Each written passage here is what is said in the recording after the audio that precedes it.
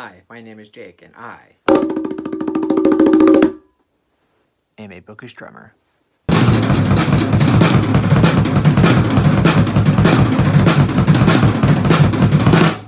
So today's video is going to be my April wrap-up. All the books that I managed to get to in the month of April. April was a terrific reading month for me. I'll put up a graph right here just to show you the great stats I have for this month. I only had one DNF, which was great. I had 2 books that were 3.5 stars. They're pretty good, not spectacular. I had a 4-star book, which was also very good. I had a few books that were 4.5 stars, which were terrific, just not quite 5-star material. And then I had 2 rereads that were 5 stars. I already knew they were going to be 5 stars because they're rereads. And then I also had 2 5-star books. One of them is 5 stars, and it's by a new author that I'm starting to love. And then the other 5-star book is a new all-time favorite for me. So much so that I'm debating putting it in my top 10 books of all time. It was so good. And I'll also throw in some random stats for all of the books that I've read. I'm not sure if anyone's terribly interested in them, but I kind of like these stats and like watching people's videos where they go over all these random stats, but they're here if you want them. Okay, anyway, enough of the preamble. Let's jump right into it.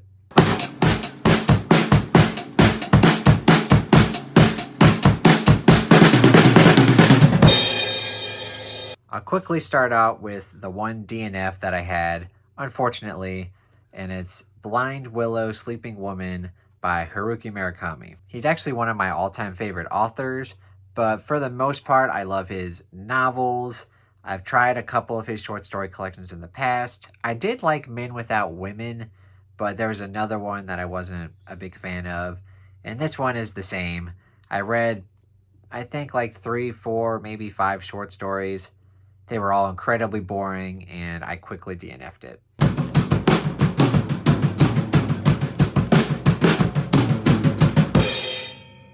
And I'll go ahead and start out with the lowest rated books and work my way up. And with that being said, probably my least favorite book that I finished this month would be The Anomaly by Michael Rucker. I did enjoy the book. I gave it 3.5 stars. It just wasn't anything spectacular. It's basically about this guy who has this YouTube channel that's fairly popular, and he goes to a bunch of different places in America and tries to talk about like these ancient mysteries. And in this book, he takes a bunch of people with him to go to the Grand Canyon and to find something mysterious that he thinks may or may not be there. And from the cover of the book, you can pretty much tell that they're going into some form of cave, and then when they get there, they start finding some weird stuff. And I will say the second half of the book is definitely much better and much better paced than the first half. The first half was a little slow, kind of introducing all the characters.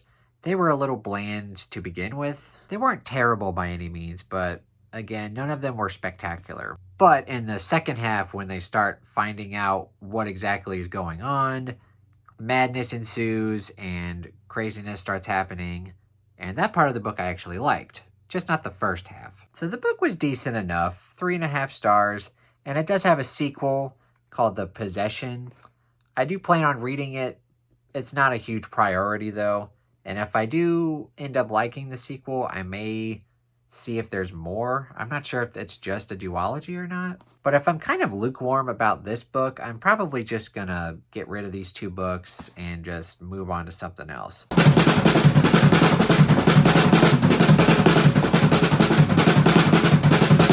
I also finished Children of Ruin by Adrian Tchaikovsky, which is the sequel to Children of Time. A little bit of a book ASMR here. This was the other book I only gave 3.5 stars to. It's not bad, just, again, not anything spectacular. And it definitely is not as good as Children of Time, the first book. I think the main problem with the book is just that the overall storyline is way too similar to what we got in Children of Time. It felt just kind of derivative. But having said that, it was still relatively interesting. And while in the first book you kind of discover these sentient spiders. In this book, you kind of got octopi, and then you've got something else entirely.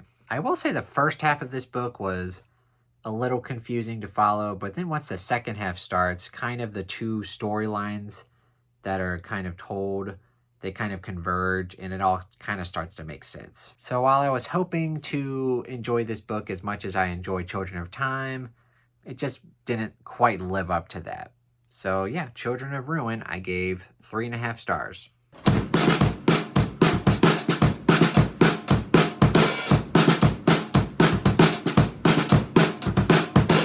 This next book was the one that I was most excited and most eager to read in the month of April.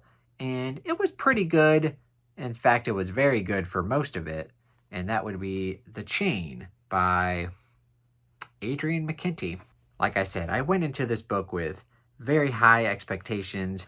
Just the premise alone sounded amazing. Basically, the daughter of this mother gets kidnapped, and she gets on the phone with the kidnappers, and she basically says, look, you have to now go kidnap a kid within the next 24 hours or we're going to kill your daughter. And so it basically just starts out right with that premise, and you're like, holy crap, how is this woman going to get out of this? And the first, I'd say, like half of the book, maybe even like the first 2/3 of the book were exactly what I wanted it to be.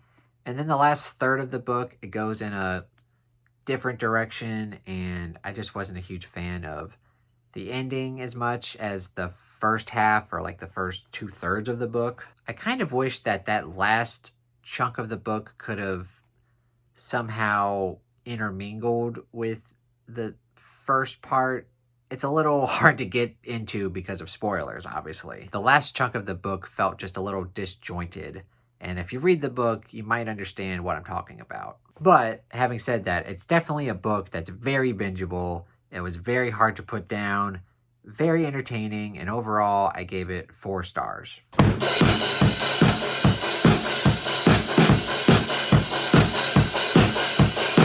These next 3 books, I gave all 4.5 stars. So they're not quite 5 stars, but they're still excellent books. This next book is by one of my all-time favorite authors. I've read 6 books by her, and all 6 of those books I gave 5 stars. This is the very first book that I haven't given her 5 stars for, and that would be The Truth About Melody Brown by Lisa Jewell. Like I said, Lisa Jewell is one of my all-time favorite authors. I gave all of her books that I've read 5 stars. And this book was fantastic. I just had some slight issues with it, very slight, and I couldn't quite give it 5 stars. But I did give it 4.5, so it's still terrific. It's basically about this woman who, she goes to like a hypnotist show, like one of those kind of comedic ones where the hypnotist gets the people to do crazy stuff, and she gets picked to go up there, and when she does, and when she gets hypnotized, she kind of has this reaction, and then she wakes up and everyone's like, are you okay? And she realizes that she's in the hospital. And after that show, she starts having these kind of weird memories from her childhood, and she starts realizing that she is starting to gain back all of these memories that she's repressed. And so the book is definitely written in the structure of what's going on in the present, and then she remembers what happened in the past, and it flips back and forth between those two timelines. And what we got from this book was very good and very compelling, and I did love the main character. The problem is, just from the nature of how the book is written, it did get a little monotonous at times, which is not something I could say about all of the Lisa Jewell books that I read previously, because in all of those books, you at least have 3 main characters, and they all get perspective, so you keep constantly changing perspectives so that you're not getting bored at all. But with this book, it did feel a little monotonous because we only got her perspective from the present and the past. But that was basically my only complaint with the book. I loved this book. So now my average rating for Lisa Jewell books went from being 5 to now it's, like 4.8, 4.9? Still ridiculously high. And this book, 4.5 stars, terrific read.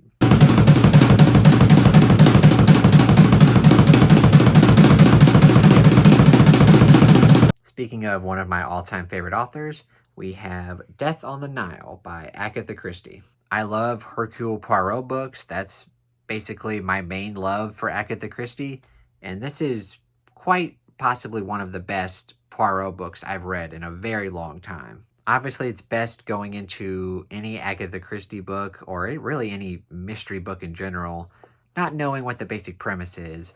But, it's a murder mystery, and it's called Death on the Nile, so it takes place in Egypt. That's basically all you need to know. Sometimes with Agatha Christie books, and in Poirot books in particular, you kind of start out with the murder right away. But with this one, she takes a little bit more time to develop the characters and put them in the scenario that they're in. And it's not terribly long, obviously, but it's a little longer than most of her books. And I think that works to the benefit. And like I said, I thought this book was great, just not 5-star material. I've read a few Poirot books that I would easily give 5 stars. I'd give this one 4.5. So it's pretty close, but not quite on the level of something like, Murder on the Links or Peril at End House, ABC Murders, Five Little Pigs. Those are all really great. This one's right up there, just not quite 5-star material. With those books I just mentioned, a lot of the characters are just terrific. In this one, most of the characters are great, but there were a couple chapters in the middle that were meh. Just meh. But for sure, if I did a top 10 Poirot books, this would easily make the list. It was so good.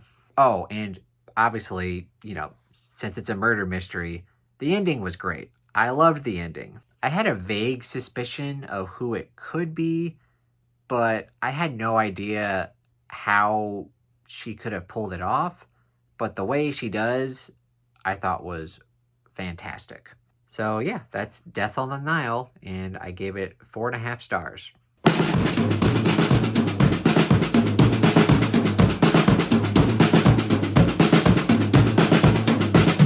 The last book I'll talk about that I gave 4.5 stars is Age of War by Michael J Sullivan, which is the 3rd book in the Legends of First Empire series. This series is quickly becoming one of my all-time favorite fantasy series for a myriad of reasons. Number one would probably be the characters. There's so many great characters in this book. So diverse. The other one would be the world building. There's a lot of typical fantasy stuff in here, but Michael J Sullivan kind of puts his own spin on it, which I really like. And just the reading experience alone, they're just really fun to read. And a lot of the times you could read a fantasy book and it's really good, but they can be a bit of a downer. I mean, in this series, admittedly, there are some sad moments, but pretty much it's just a very enjoyable reading experience. And Age of War was definitely one of my favorites so far. There's only 3 books. I would say Age of Myth is still my favorite. I've read this book twice now. I've gave it 5 stars both times. Age of War, again, I would give 4.5 stars.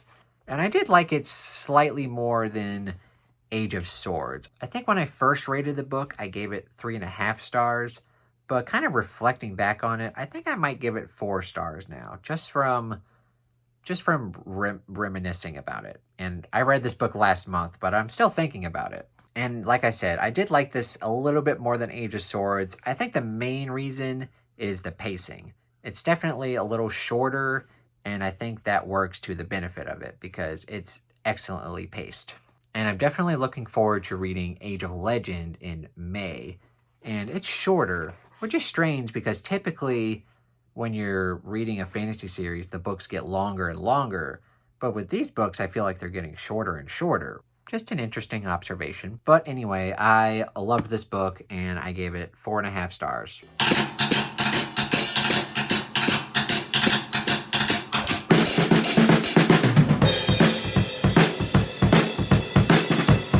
And now we're getting to the books that I gave 5 stars to. 2 of these books, I already knew they were going to be 5 stars, so I'll quickly talk about them first. The first one I'll talk about is Sword of Destiny. It's my favorite Witcher book, and it's, not only is it a top 10 fantasy book for me, it's also a top 10 book in general. I love this book, and I really don't have too much to say that I already haven't said about it, so let's move on. My second reread is The Dragon Republic by R.F. Quang. When I first read the first 2 books in the Poppy War series, I did enjoy the Poppy War better, and I gave this book 5 stars the first time and the second time.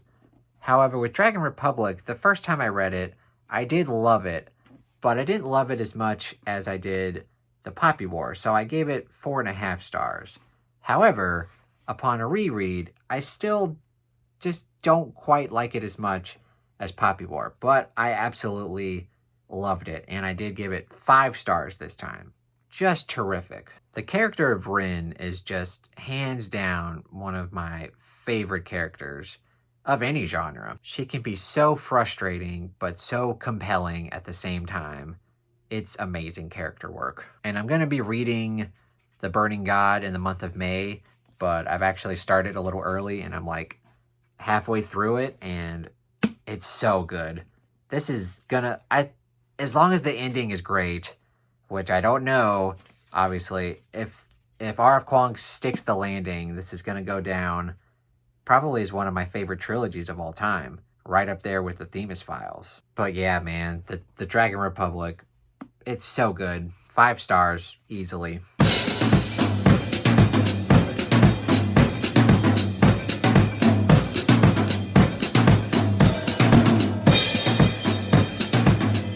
And now the 2 newer books, for me at least, that I both gave 5 stars to.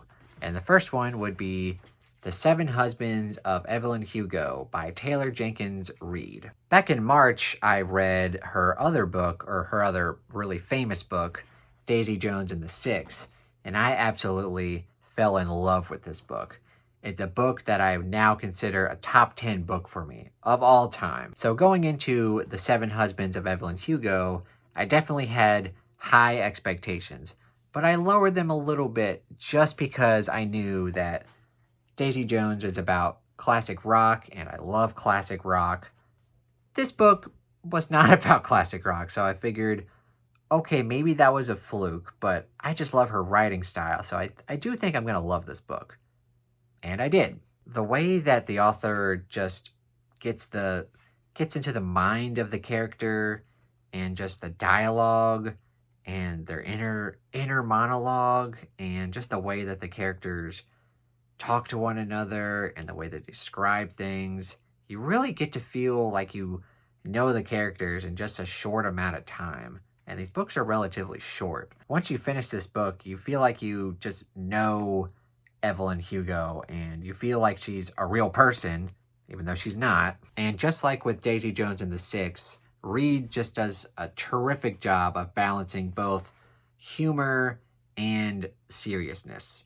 This book is parts hilarious and just so funny, but then also when she gets, a little bit more serious and down to earth, like, it's very hard hitting at times. And I love books that can easily just flip back and forth between different emotions and can really just make you feel one way at one moment, and then all of a sudden you feel completely different. It's definitely a dramedy in the best ways possible. So yeah, I gave The 7 Husbands of Evelyn Hugo 5 stars very easily, and I really need to check out more from Taylor Jenkins Reid because she's quickly becoming one of my favorite authors, and I've only read 2 of her books.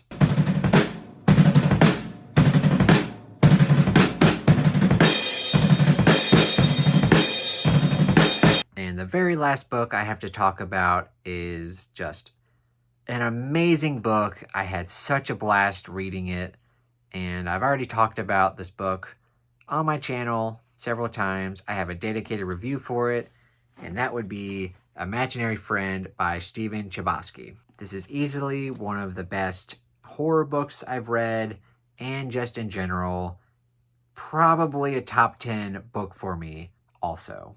It's just so good. I won't talk about it too much here just because, like I said, I have a dedicated review for it. I'll link it down below in case anyone's interested. But just my overall reading experience was terrific. I binged this book, 700-page book, in probably about 3 days. And the main reason I loved it so much is because a lot of the times with horror books, you get characters that you aren't quite attached to, and they go through a bunch of stuff, some horrible stuff. And, you know, while that stuff can be fun, you don't really care about the characters, so it's not that exciting or it's not that scary.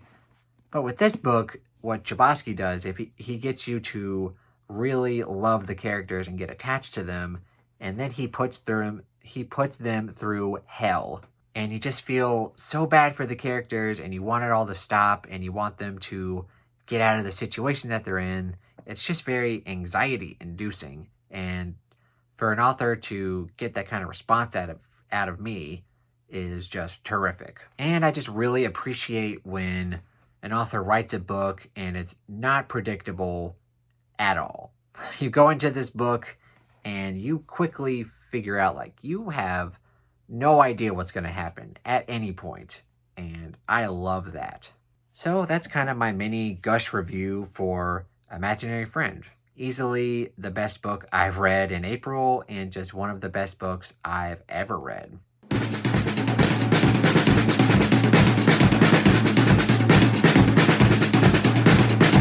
So, those are all the books that I read in April. Let me know if you guys have actually read any of these books. Did you love them? Did you hate them? What was your favorite and least favorite book that you read in the month of April? Let me know down in the comments below. And as always, if you enjoyed the video, please give it a thumbs up and consider subscribing to my channel. Thank you so much for watching and have a terrific day.